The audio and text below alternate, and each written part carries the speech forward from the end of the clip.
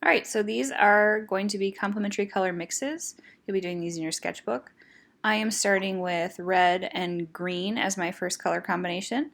I'm using red and green equally at first to create a pure neutral, and I'm going to be painting that in the middle of both of my swatches of value.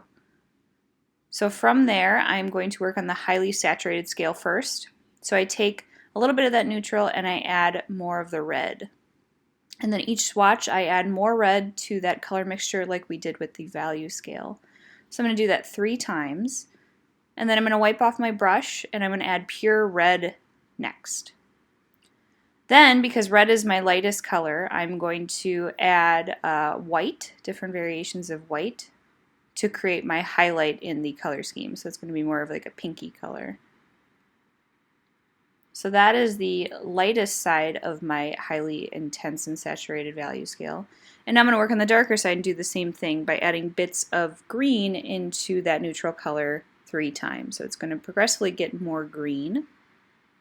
And then I'm going to wipe off my brush after 3 and add the green. Lastly, I add the green and the black because the green is the darker pair. And I'm going to do that 3 times to get my shadows. So that is the highly saturated color scheme, or the push color scheme. And now I'm going to make a neutral color scheme just using my neutral color and then white and black. So you're going to see that it is different variations of gray, sort of a cooler color scheme. And I'm going to do that the same way that I did my value scale in black and white acrylic. So I'm using the neutral and adding just little bits of white to get lighter and lighter.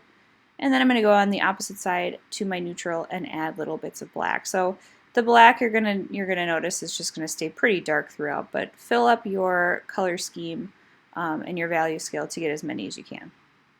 So that is red and green. Now we are moving on to yellow and violet, or yellow and purple.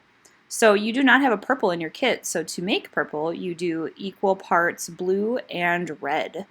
And make sure that you get equal parts so it's not more blue or it's not more red. So I've made a bunch of purple just in case I need more. So I begin again by mixing a pure neutral, so that is half yellow and half purple. And it's going to look not great. It's a brown color. So I'm painting that twice in the center of both of my scales.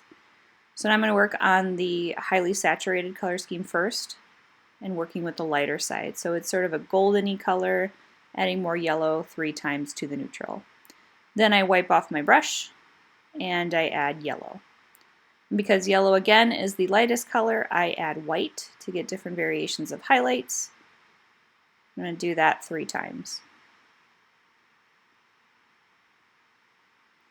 Then I'm going to work on the shadowed portion, so I'm taking that neutral and then adding purple 3 times. Just a little bit each time to get it to be darker purple. And then I add my pure purple. Then I take purple and mix just with a little bit of black 3 times. So that is my highly saturated scale. And then again on the bottom, I am going to take just that pure neutral color. So one side is going to be lighter, and you'll notice it's more of a sepia color, like a brown. It's a really beautiful value to use in your painting. And then I'm taking the black, adding little bits of black at a time. And again, like the first scale, it's going to get pretty dark pretty fast. So that is yellow and purple. And now the last complementary color pair is orange and blue. So we do not have an orange in your kit, so you're going to have to mix equal parts red and yellow together to make orange. And again, making more than I think I need so I don't have to mix too much later. So I'm making my neutral, and again, it's not going to be very pretty. It's a brown. I'm painting that in the middle. And then going into my lighter part of my highly intense value scale, adding little bits of orange at a time, and then adding just the pure orange, and then orange with white.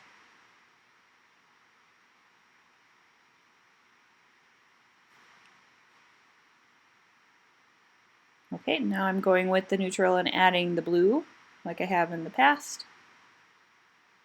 Adding more blue each time, doing that 3 times, and then wiping off my brush and just adding pure blue. Then I take the blue and I add little bits of black at a time to get my shadow. Alright, and then on the bottom we are going to make that neutral color scheme. It's going to look like the yellow and the violet, that the one that we just did, but a little bit more brown. Just sort of like a chocolatey brown color. A pretty beautiful color scheme to use. So when you're thinking about your color schemes for your painting, choose one that you know is going to reflect the subject in your painting. Which color scheme is going to be the best suited for the image that you want to capture? Is it more subdued or is it more bright? So think about that as you are choosing your scheme, and good luck.